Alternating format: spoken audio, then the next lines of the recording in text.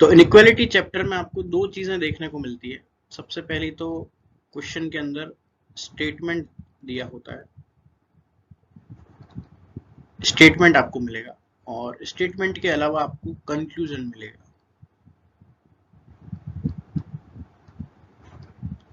तो स्टेटमेंट दे रखा होगा आपको और कंक्लूजन दे रखा होगा। आपको स्टेटमेंट को ऑब्जर्व करके, स्टेटमेंट को देख के चेक करके बताना है कि कौन सा कंक्लूजन सही है। कंक्लूजन भी दे रखा होगा, आपको कंक्लूजन निकालना नहीं होता है, आपको कंक्लूजन दे रखा होता है।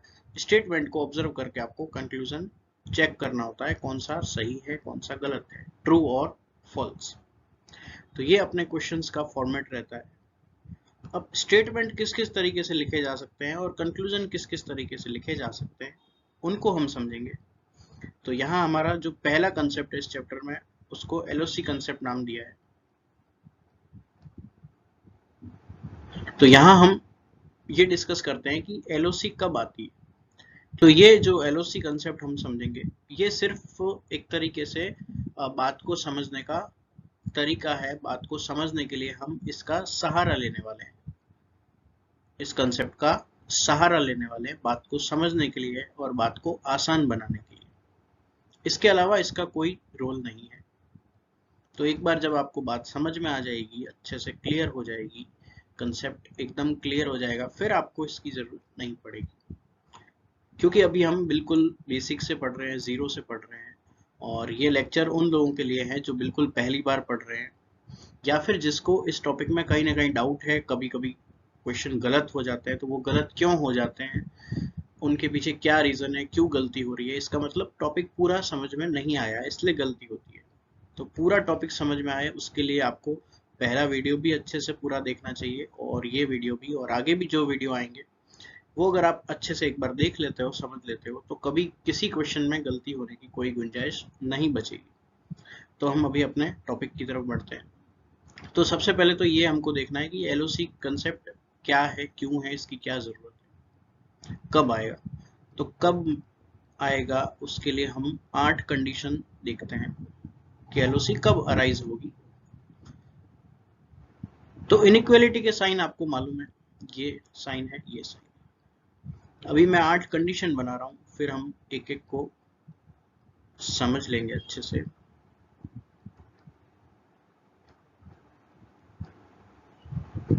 ये 8 कंडीशन है, ये ऐसे पैटर्न है साइन के। अगर इस तरीके से आपको कहीं साइन देखने में मिलते हैं, तो वहां इनके बीच में एलओसी बनती है। ये जो मैं लाइन डॉटेड लाइन बना रहा हूं, ये एलओसी है, ठीक है। तो एक एग्जांपल से भी हम इसको समझ लेते हैं कि स्टेटमेंट कैसे लिखा जाता है। ये मैं यहाँ पे एक स्टेटमेंट लिख रहा हूँ, ठीक है। मान लो ये स्टेटमेंट है। तो अभी मैंने आपको बताया कि ये 8 फॉर्मेट अगर आपको कहीं दिखते हैं, कहीं भी ये 8 फॉर्मेट दिखते हैं कि साइन इस तरीके से हो कि या तो साइन दोनों आपस में क्लोज हो रहे हैं एक दूसरे की तरफ, इसमें भी क्लोज हो रहे हैं, इसमें भी क्लोज हो रहे हैं, इसमें भी क्लोज हो रहे हैं, और इनमें क्या हो रहे हैं, ओपन हो रहे हैं, दोनों एक दूसरे की तरफ ओपन हो रहे हैं। तो ये पहचानने का तरीका है। इन 8 में क्या हो रहा है, या तो साइन क्लोज होंगे आपस में, 4 में क्लोज हो रहे हैं, 4 में ओपन हो रहे हैं, तब एलओसी कंसेप्ट लगेगा, तब एलओसी आएगी। तो ये जो एग्जांपल मैंने लिखा है, इसमें बताइए आप कहाँ पे आपको एलओसी दिख रही है। तो क्लियरली हमको समझ में आ रहा है एलओसी दिख रही है हमको इस पे, सी पे। क्यों? क्योंकि देखो ये साइन आ रहे हैं क्लोज एक दूसरे की तरफ। पैटर्न इन 8 में से ही है, दोनों साइन एक दूसरे की तरफ क्लोज है। तो यहाँ एलओसी आएगी कौन से एलिमेंट के ऊपर से, सी के एलिमेंट के ऊपर से।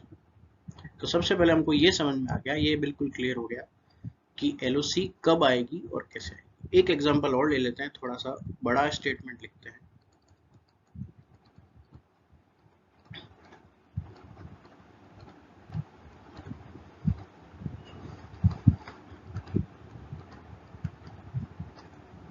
ये थोड़ा हमने बड़ा स्टेटमेंट लिया है ताकि एलओसी वाला ये जो मैटर है वो आपको पूरा अच्छे से समझ में आ जाए। तो भी हम यहाँ से चेक करना शुरू करते हैं कि एलओसी कहाँ कहाँ आ सकती है। क्या एलओसी बी पे आ सकती है? नहीं आ सकती, क्योंकि ये दोनों साइन एक ही डायरेक्शन में है। फिर क्या सी पे आ सकती है? बिल्कुल आ सकती है। अब ये क्या हुआ, ये दोनों साइन की डायरेक्शन जस्ट अपोजिट है, दोनों साइन एक दूसरे की तरफ क्लोज हैं, इसलिए एलओसी आ गई। तो इन फॉर्मेट में सही है ये वाला साइन, दोनों साइन एक दूसरे की तरफ क्लोज हैं, इसलिए एलओसी आ गई। फिर आगे जाते हैं, तो यहाँ भी ऐसा ही है, ये दोनों साइन एक दूसरे की तरफ ऑपोजिट है, दोनों साइन एक दूसरे की तरफ ओपन है, तो ओपन में भी एलओसी आएगी, क्लोज में भी एलओसी आएगी। कब नहीं आएगी? जब सेम डायरेक्शन में चलेगा। तो फिर ई को ऑब्जर्व करेंगे, क्या ई पे आ रही है एलओसी? फिर से हमने देखा, तो ये देखो, ये साइन क्लोज है, दोनों एक दूसरे की तरफ, मतलब डिफरेंट डायरेक्शन के साइन है, तो ई पे एलओसी आएगी, ऑब्वियसली आएगी। फिर आगे देखें, दोनों साइन एक दूसरे की तरफ ओपन है, तो बिल्कुल एलओसी आएगी।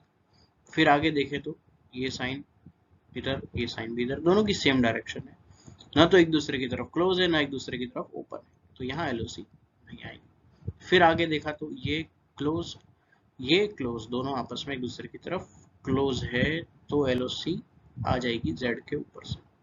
तो हमने ये समझ लिया कि एलओसी कहाँ कहाँ आएगी, कहाँ कहाँ नहीं आएगी।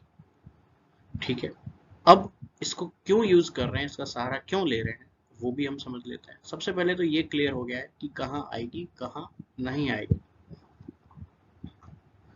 अब अगर हम ध्यान से ऑब्जर्व करें, तो इन 8 कंडीशन में एलओसी को क्यों यूज कर रहे हैं, तो एक हम बिल्कुल रियलिस्टिक एग्जांपल लेंगे, और वो एग्जांपल हम ले लेते हैं। मान लो कि 3 स्टूडेंट है, एक है राम, एक है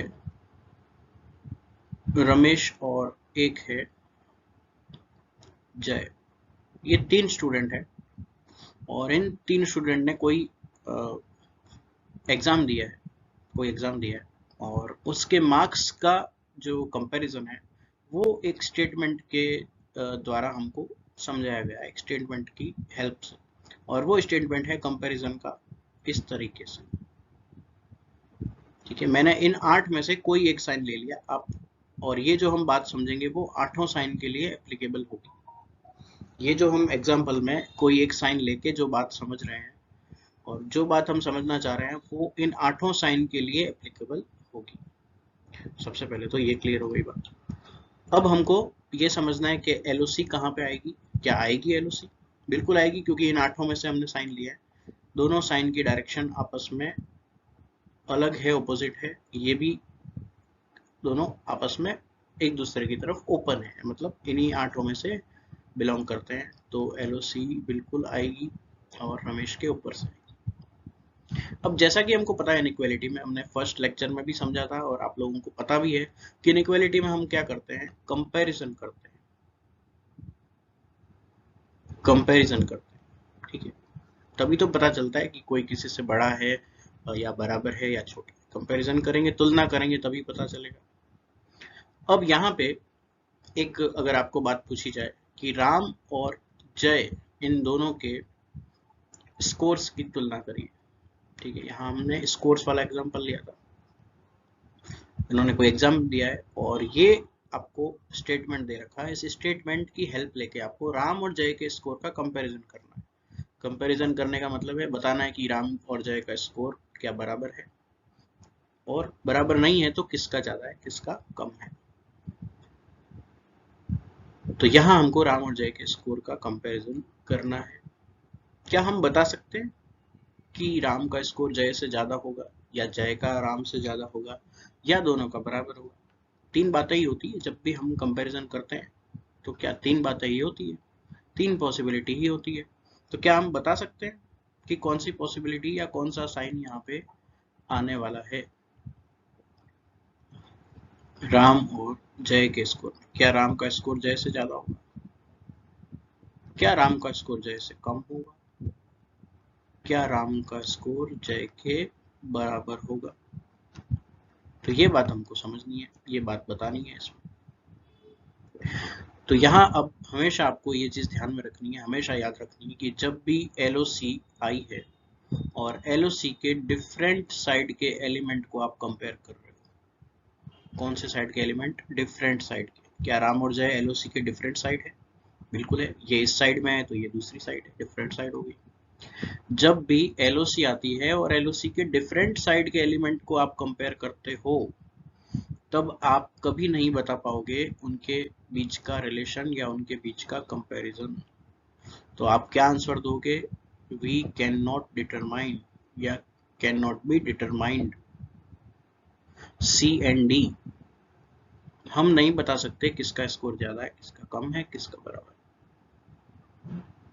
तो सी एंड डी वाली बात हो गई। ठीक है, तो ये बहुत ही बड़ा कंसेप्ट है और बहुत ही इंपॉर्टेंट कंसेप्ट है, और इसी कंसेप्ट के साथ हम 70 to 80% चैप्टर पूरा कर चुके हैं, या इससे भी ज़्यादा परसेंट चैप्टर हम क्लियर कर चुके हैं। और जहाँ ज़्यादातर स्टूडेंट्स को डाउट होता है, जिन केसेस में ज़्यादातर स्टूडेंट को डाउट होता है, वो हम क्लियर कर चुके हैं। क्या है, तो मैं यहाँ पे पॉइंट 1 लगा के ये बात लिख लेता हूँ। When we compare different sides element, किसकी डिफरेंट साइड? एलओसी। एलओसी के डिफरेंट साइड के एलिमेंट को हम कंपेयर करते हैं, तो हम उनके बारे में रिलेशन या कंपैरिजन नहीं बता सकते, सी एंड डी। ठीक है, लेकिन फिर भी अगर आपको आंसर देना है, तो आपके पास 3 ऑप्शन। आप क्या आंसर दोगे? भाई हो सकता है राम जय से बड़ा हो, और या हो सकता है राम जय से छोटा हो, या राम जय के बराबर, स्कोर बराबर होंगे उनके। तो 3 ही पॉसिबिलिटी दुनिया में होती है जब भी हम तुलना करते हैं। तो आप क्या आंसर दोगे? राम का स्कोर जय से ज्यादा होगा, या राम का स्कोर जय से कम होगा, या राम का स्कोर जय के बराबर होगा। ये 3 बातें हो सकती है। तो आंसर देने के लिए आपको 3 ऑप्शन चाहिए, आंसर देने के लिए आपको 3 पॉसिबिलिटीज चाहिए। ठीक है बात? अदरवाइज आंसर क्या होगा? कैन नॉट बी डिटरमाइंड या फिर फॉल्स।